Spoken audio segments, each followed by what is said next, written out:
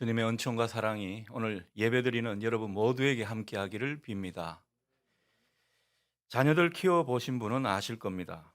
우리 자녀들 어린아이 때 얼마나 이뻤습니까? 어린이집, 유치원 다닐 때만 해도 그렇게 이쁠 수가 없었습니다. 얼마나 순수하고 또 천진무구한지 모릅니다.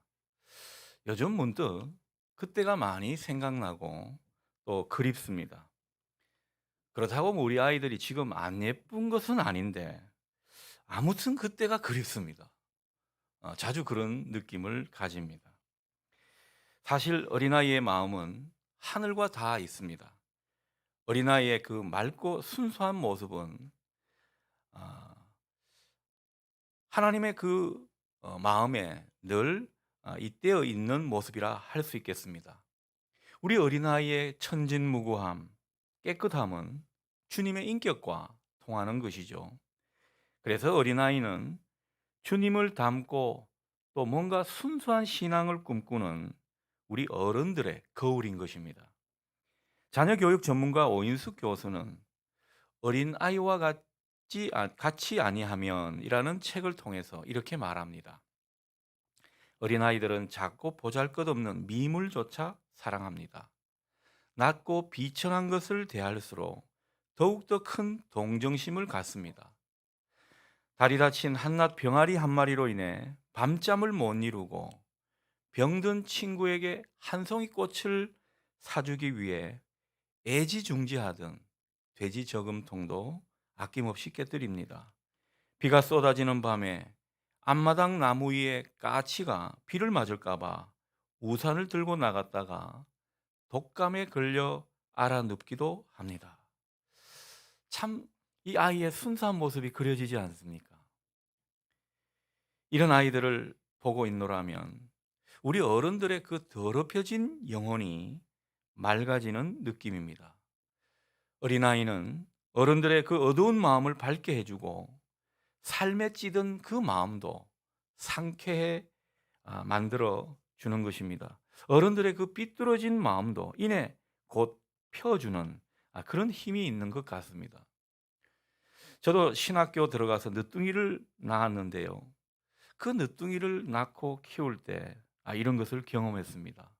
이 첫째, 둘째 아이 때는 경험하지 못한 것을 하나님께서 선물로 주신 것이죠.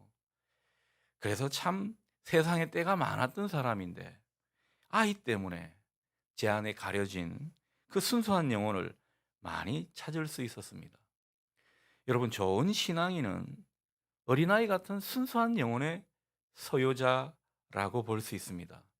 여러분 한번 보십시오. 영성이 뛰어나다고 하시는 분들 보게 되면요. 그 속에 다 천진함이 있습니다.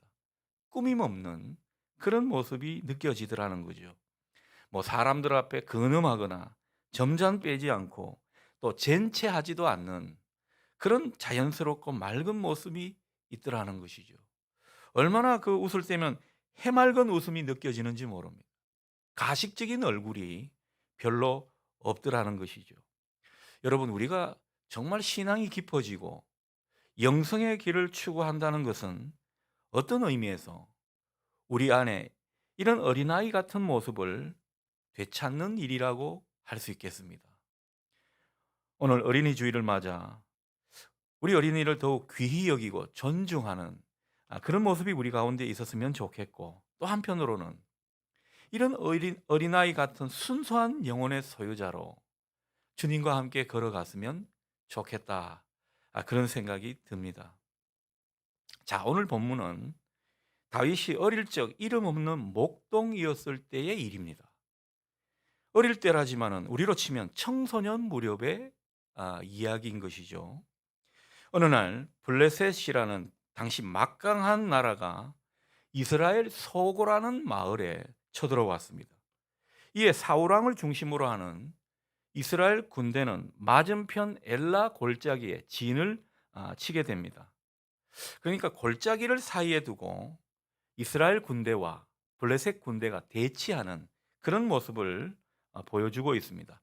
자, 이때 다윗은 아버지 심부름으로 형들과 군대를 이끄는 그 장수들에게 줄 볶은 곡식, 빵, 그리고 치즈 등을 가지고 전쟁터에 나갔습니다.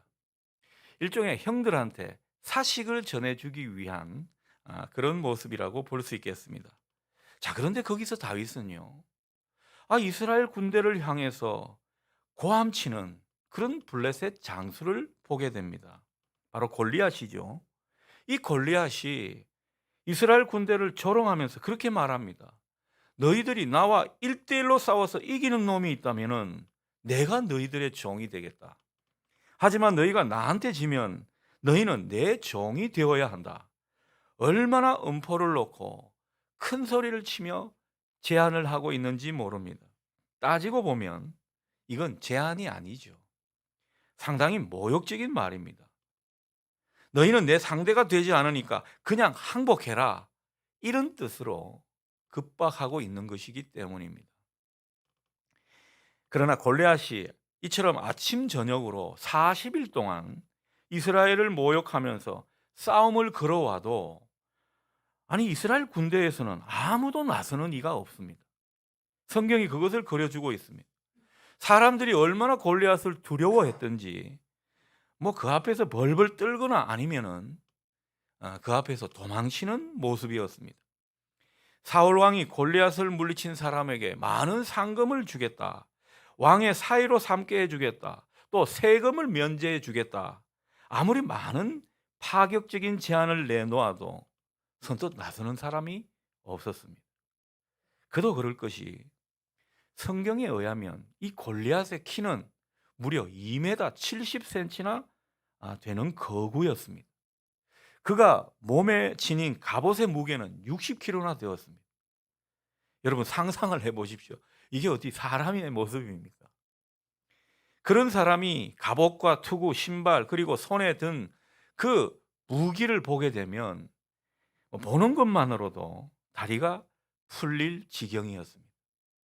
어디 하나 창이 들어갈 데가 없는 완전 무장을 하고 있는 모습입니다. 목소리는 또 어찌나 큰지 그가 이를 입을 열어 말할 때면 이 마치 확성기를 틀어놓은 듯 골짜기에 얼마나 울려 퍼지는지 모릅니다. 그러니 누가 이 모습을 보고 감히 나설 수가 있겠습니까? 자, 그런데 그때 그 광경을 지켜보며 분연히 일어서는 사람이 있었죠. 누굽니까? 어린 다윗이었습니다. 다윗은 아버지 심부름을 왔다가 하나님의 군대를 모욕하는 이 골리앗과 자기가 싸우겠다고 그렇게 나서고 있습니다. 이 소식을 들은 사울 왕도 처음에는 무지 말렸죠. 어리고 전투 경험도 없는 녀석이 천지도 모르고 나서는 게 가상키나 한 일인가 싶었을 겁니다. 하지만 다윗이 계속 고집을 하자 사울도 마침내 허락을 하고 맙니다. 다윗은 그때 사울 왕에게 그런 말을 하죠. 37절처럼 자기가 목동일을 하면서 사자의 발톱과 곰의 공격에서 자기 양을 건져낸 그런 경험이 있다는 것을 말합니다. 그러면서 하는 말이 하나님께서 자기를 사자나 곰에게서 건져내 주셨다. 이런 투로 이런 말을 한 것이라는 겁니다.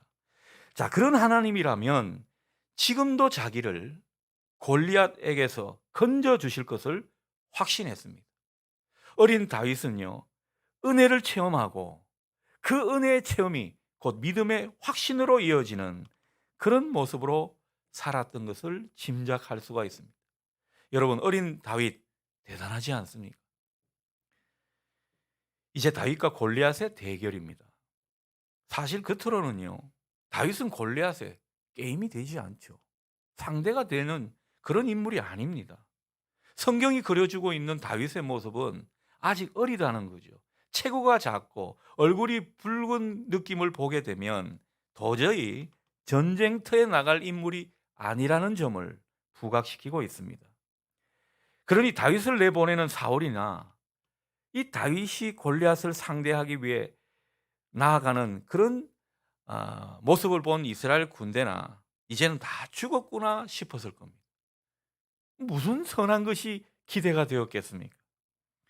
여러분, 다윗이 골리앗을 상대하기 위해 가져간 무기가 뭐죠? 돌팔매질을 하기 위한 물매와 그리고 매끄러운 돌 5개, 그것이 전부였습니다. 여러분, 이런 걸 가지고 골리앗 앞에 떡 나아간다고 생각해 보십시오. 골리앗이 어떤 기분이 들었겠습니까? 기가 막혀 말이 안 나올 지경이었습니다. 그리고 한편으로는 자기를 업신 여기는 것 같은 그런 기분도 들었을 겁니다. 그래서 다윗에게 한마디 하죠. 43절입니다. 골리앗이 하는 말입니다. 막대기를 들고 내게 오다니 네가 나를 개로 여기는 것이냐. 아주 성경이 유머러스하게 이야기를 전하고 있습니다. 뭔가 불쾌하다는 것을 느끼죠. 하지만 아주 가소로운 듯 말하고 있는 모습입니다. 그리고는 골리앗은요, 자기들이 믿는 그 신들의 이름으로 이 다윗을 저주하고 있습니다. 이에 다윗이 가만히 있질 않았겠죠. 다윗이 또 골리앗에게 말합니다. 45절입니다. 참 귀한 말씀이죠. 너는 칼과 창과 단창으로 내게 나왔지만 나는 네가 모욕하는 만군의 여호와 곧 이스라엘 군대의 하나님의 이름으로 내게 나아간다. 참 대단한 표현 아닙니까? 이 청소년 시기의 다윗이 이런 표현으로 골리앗을 상대하고 있더라는 겁니다. 이 다윗은 이제 더욱 강한 기세로 말을 이어갑니다. 46절에서 47절 말씀을 제가 읽겠습니다. 오늘 여호와께서 너를 내 손에 넘기시리니 내가 너를 쳐서 내 목을 베고 블레셋 군대의 시체를 오늘 공중의 새와 땅의 들짐승에게 주어 온 땅으로 이스라엘의 하나님이 계신 줄 알게 하겠고 또 여호와의 구원하심이 칼과 창에 있지 아니함을 이 무리에게 알게 하리라. 전쟁은 여호와께 속한 것인즉 그가 너희를 우리 손에 넘기시리라. 아멘. 이런 말씀에는 아멘 하셔도 좋을 것 같습니다. 여러분, 어린 다윗이 이 골리앗을 상대하면서 이런 하나님에 대한 신앙을 아주 유감없이 표현하고 있더라는 것입니다. 얼마나 그 기세가 드높은지 모릅니다. 얼마나 용맹한 모습인지 모른다는 것이죠. 여러분, 다윗의 기계가 어찌나 높든지 말로는 골리앗이 이 다윗을 상대하기가 어려웠습니다. 아마 골리앗은 화가 많이 치밀어 올랐을 겁니다. 이제는 다윗을 작살내야겠다, 그렇게 마음을 먹고 다윗을 향해 성큼성큼 다가오는 모습입니다. 다윗도 이런 골리앗을 향해서 달려갑니다. 물매를 사용해 미리 준비했던 돌을 던져버립니다. 물매로 돌판매질하는 그 모습은요, 다윗이 평소 양치기 목동 일을 하면서 갈고 닦은 다윗만의 특기였습니다. 아마 물매질에 있어서만큼은 올림픽 금메달감이었을 겁니다. 다윗의 물매를 떠난 돌은 화살처럼 날아가서 완전 무장한 그 골리앗의 이마 정중앙에 박혔습니다. 골리앗은 그 자리에서 꼬꾸라지고 말았습니다. 성경학자들이 추론하기를 다윗이 이 물매질을 하면서 던진 돌은 오렌지만한 크기라고 합니다.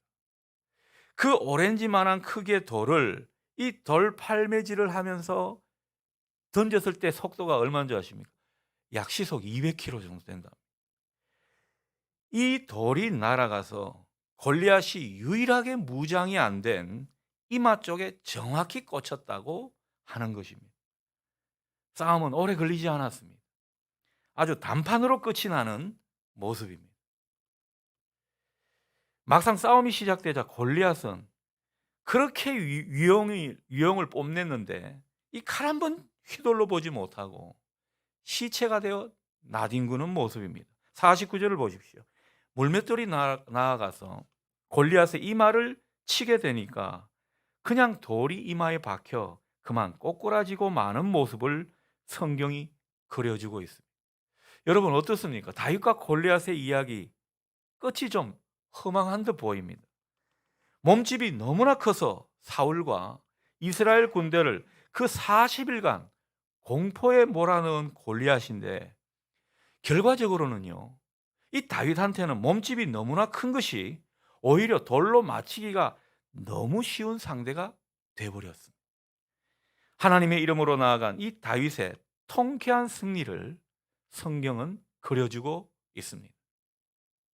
자, 오늘 이 이야기에서 다윗이 이토록 통쾌한 승리를 거둘 수 있었던 그 비결은 어디에 있습니까? 그 비결이 무엇입니까? 전적으로 하나님이 함께 하셨기 때문이죠. 뭐 다윗이 아무리 물맷질에 도 같았고 뭐 이거 돌리는 게 금메달감이라고 하더라도 하나님께서 은혜로 함께 하시지 않았다면 아마 골리앗 이마에 명중이 되기란 힘들었을 겁니다. 자, 그렇다면 하나님께서 다윗의 어떤 점이 그렇게 이뻐서 그렇게 힘있게 그를 붙들어 주셨는가 하는 것입니다. 하나님이 무엇 때문에 그렇게 함께 해 주셨을까? 우리가 그것을 한번 생각해 보면 좋겠습니다. 먼저는요, 다윗이 왜 그토록 급도 없이 골리앗과 싸우려 했는지 우리가 그 모습에서 답을 찾을 수 있습니다. 여러분, 다윗이 그토록 골리앗과 싸우려 한 이유가 뭐죠? 성경이 오늘 그 이유를 뭐라고 이야기하고 있습니까? 바로 살아계신 하나님을 모욕했기 때문이라는 겁니다. 26절 하반절입니다. 이 할례 받지 않은 블레셋 사람이 누구이기에 살아계시는 하나님의 군대를 모욕하겠느냐. 다윗은 사울이 내건 포상금 때문에 싸우려 한 것이 아닙니다. 자기가 거인 골리앗을 한번 이겨보겠다는 그런 헛된 욕망으로 그렇게 한 것도 아니었습니다. 다윗이 이 싸움에 뛰어든 이유가 무엇이라고요? 오로지 하나님의 이름 때문이었습니다.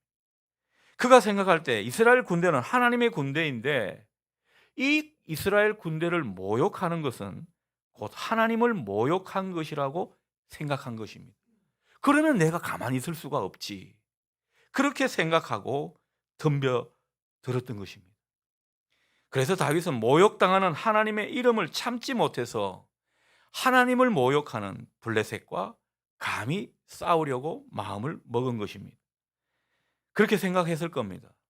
하나님이 함께 하시면 자기는 분명 싸워서 이길 것이고 그렇게 되면 분명 하나님의 명예를 다시 회복시킬 수 있을 것이다.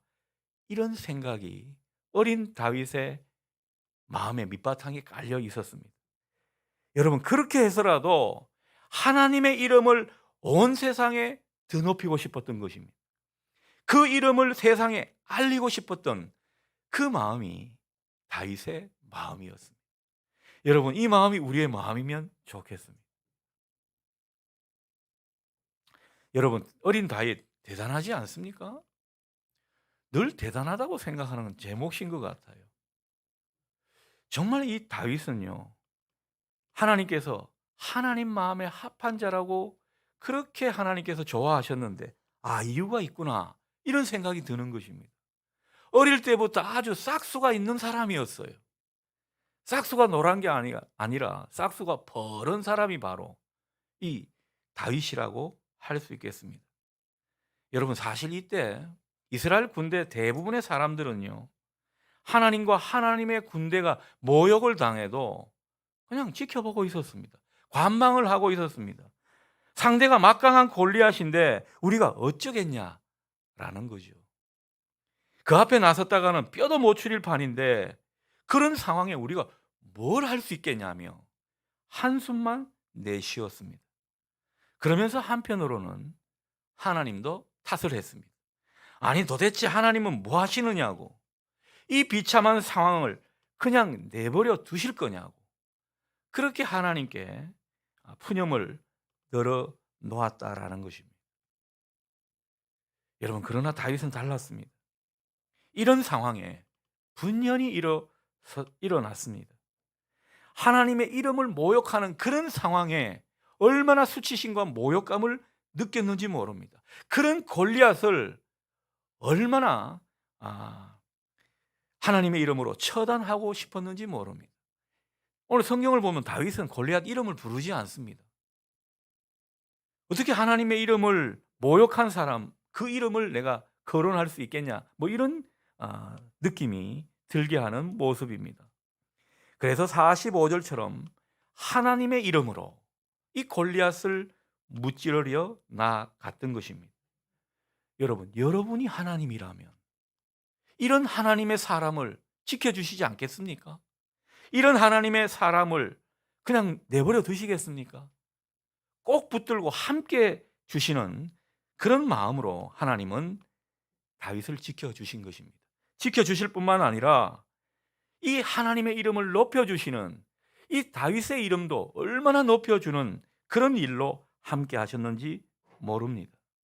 여러분, 우리 하나님은요, 어떻게 하면 하나님의 이름을 높일까? 크게 마음을 모으는 사람을 기뻐하신다는 것입니다. 우리가 하나님 마음에 합한 모습으로 살아가는 그 모습은 바로 여기에 있는 것 같습니다. 하나님의 이름을 더 높이고 하나님의 이름을 세상 가운데 알리고자 하는 그런 어떤 열망이 결국은 하나님이 함께 하시고 귀한 능력을 베풀어 주시는 발판이 된 것입니다. 오늘 다윗을 보면서 그런 생각이 많이 들게 되는 것이죠. 자, 또한 다윗은 하나님의 구원하심과 복주심이 칼과 창에 있지 않음을 잘 알았습니다. 다윗 시대 전쟁은 칼과 창에 달려 있었습니다. 어느 나라가 칼과 창을 더 많이 가지느냐, 더 강하게 만드느냐, 여기에 전쟁의 승패가 달려 있었다고 할 수 있습니다. 이 시대가 바로 철기 시대거든요. 블레셋은 이 철기 시대 때 가장 화려하게 이 철기 무기를 생산하던 그런 나라였습니다. 그런 의미에서 이스라엘의 군사력은요, 블레셋을 당해낼 수가 없었습니다. 골리앗 또한 엄청난 체구와 괴력만 자랑하는 그런 모습이 아니었습니다. 오늘 성경이 그려주는 모습은 이 엄청난 골리앗이 칼과 창으로 무장했다고 그려주고 있습니다. 그러니 물맷돌만 들었던 다윗, 골리앗한테는요, 애초에 상대가 되는 그런 인물이 아니었습니다. 게임이 되지 않는 상황이었다라는 거죠. 자, 그런데 다윗은 이런 가운데 골리앗에게 덤벼들고 있더라는 거죠. 도대체 무슨 생각에 이런 모습이 나타난 것입니까? 오늘 성경이 그것을 우리에게 똑똑히 가르쳐 주고 있습니다. 다윗이 생각한 것은 다른 게 아닙니다. 하나님의 구원하심과 승리는 칼과 창에 의해 결정되는 것이 아니라는 것입니다. 오히려 하나님에 의해 결정된다고 보고 믿었던 것입니다. 47절에서 다윗이 이렇게 말하죠. 전쟁은 여호와께 속한 것인즉 그가 너희를 우리 손에 넘기시리라. 이런 어떤 고백을 담아내고 있던 사람이 바로 다윗이었습니다. 그러니 이 여호와의 구원하심이 칼과 창에 있지 않다고 과감하게 선포할 수 있지 않았겠습니까? 그러니까 이 다윗은요, 전쟁에서 승리하는 길은 전적으로 하나님께 달려 있다고 그렇게 믿었던 것입니다. 여러분, 이 믿음이 중요합니다. 우리 모두에게 이 믿음이 있기를 소원합니다. 이 믿음 위에 하나님은 함께 하셨던 것이죠. 그에게 능력을 베풀어 주셨고 놀라운 은혜를 베풀어 주신 것입니다. 여러분, 우리 인생도 마찬가지인 것 같습니다. 우리 인생사 모든 것 다 하나님께 달려 있다고 볼 수 있다는 것입니다. 여러분, 우리 인생의 모든 문제, 사업이며 자녀를 키우는 문제며 돈을 버는 것이며 관계의 일도 먹고 사는 모든 문제도 여러분 다 하나님께 속해 있음을 믿으실 수 있기 바랍니다. 오늘 성경은 그것을 우리에게 가르쳐 주고 있는 것입니다. 그런데 우리가 사는 세상은요, 우리가 이렇게 생각하고 살도록 내버려 두지 않습니다. 세상이 우리에게 끊임없이 가르치는 것은 아니다, 칼과 창에 우리의 모든 것이 달려있다, 이 말을 하고 있습니다. 나라로 보면 군사력의 승패가 달려있는 것이고 개인으로 보면 학력이나 스펙, 돈이나 인간관계 등에 우리 인생의 성공, 승리가 달려있다고 그렇게 말을 하고 있습니다. 더 노골적으로 말해볼까요? 돈이 많아야 인생에서 성공할 수 있다, 빽이 있어야 경쟁에서 이길 수 있다, 그렇게 믿고 살아가게 만드는 것입니다. 모든 사람이 부자가 될 수 없고 모든 이들이 세상에 승리를 하는 것도 아닌데 모두 다 이런 길을 가려고 그렇게 싸우고 경쟁하고 분투하게 만들어 버리는 것입니다. 그러니 우리가 살아가는 인생 마치 전쟁터 같이 돼 버리는 것입니다. 사람들은 이런 전쟁 같은 인생살이에서 승리하기 위해서 오늘도 칼과 창을 준비하고 있습니다. 끊임없이 자신을 무장하기 위해서 수고를 아끼지 않고 있더라는 것입니다. 여러분, 하나님께서 오늘 우리에게 묻고 계십니다. 여러분은 어떤 인생 방식으로 사시려 하고 있나라는 것입니다. 우리는 경쟁 관계로 살아가는 사람들이 아닙니다. 우리는 하나님이 함께 하셔서 은혜로 살아가는 사람들입니다. 우리는 칼과 창으로 살아가는 인생들이 아니라 하나님께서 함께 하셔서 우리를 도와주시고 은혜로 이끄시는 것을 경험하며 사는 사람들이라는 것이죠. 오늘 주님께서 우리에게 분명히 말씀하십니다. 전쟁은 하나님께 속한 것이다. 우리가 살아가는 모든 인생사도 다 하나님께 달려있다. 여러분, 이 고백이 우리 모두의 고백이 될 수 있기를 바랍니다. 자, 어떤 가정에서 가정 예배를 드렸다고 합니다. 우리와 마찬가지로 다윗과 골리앗 이야기로 이 아버지가 아이들에게 말씀을 전했다고 하죠. 그런데 갑자기 한 아들이 설교를 갑자기 중단시키면서 말을 합니다. 아빠, 다윗이 용감한 게 아니라 골리앗이 용감하네요. 아빠는 이게 무슨 소린고 싶었습니다. 그래서 아이에게 아빠가 물었습니다. 얘야, 다윗이 용감하지 어째서 골리앗이 용감하냐? 아들이 말을 합니다. 아빠, 소년 다윗은 아무리 조그마해도 하나님께서 함께 하시니까 나가서 싸우는 것이 당연하지만 이 골리앗은 아무리 커도 하나님이 함께 하시지 않는데 자기만 믿고 싸우는 이 모습 얼마나 용감합니까? 여러분, 이 아이 영성이 대단하지 않습니까? 물론 뭐 만들어낸 이야기겠지만 말입니다.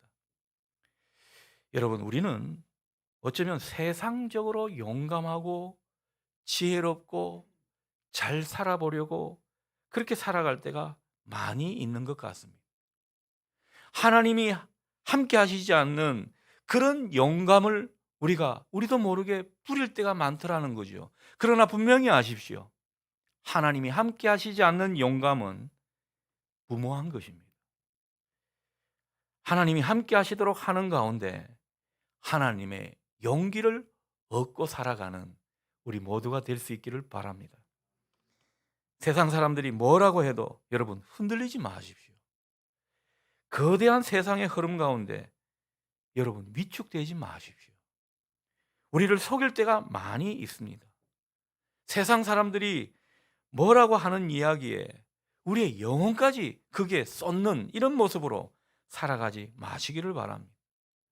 여러분, 마음이 흔들릴 때는요, 언제나 그렇듯 조금만 눈을 돌려서 하나님을 바라보십시오. 그리고 하나님께 속해 있는 인생임을 확인하시기를 바랍니다. 그 상태에서 하나님을 찾으십시오. 그 가운데 하나님의 소리를 들으시고 하나님을 찬양해 보시기를 바랍니다. 무엇보다 전쟁은 하나님께 속한 것임을 확신하면서 하나님의 이름을 높이고자 하는 그런 마음으로 살아가시기를 바랍니다. 그러면요, 하나님이 계시지 않는 것 같은 그런 상황이었는데 언제 그랬냐는 듯 하나님이 우리와 함께 하시는 모습을 느끼게 될 것입니다. 기억하십시오. 우리가 싸우는 게 아닙니다. 우리가 살아가는 게 아닙니다. 하나님이 우리를 대신해서 싸워 주시는 것이고 우리 안에 주님이 우리 인생을 살아가시는 것입니다. 우리 믿음을 맡고 있는 거대한 세상의 조류, 이제는 믿음으로 맞서 싸우시기를 바랍니다. 분명 그 가운데 여러분도 다윗처럼 하나님의 은총을 새롭게 경험하게 될 것입니다. 여러분이 가시는 모든 길에 주님이 늘 함께 하시기를 기원합니다. 아멘. 기도하겠습니다.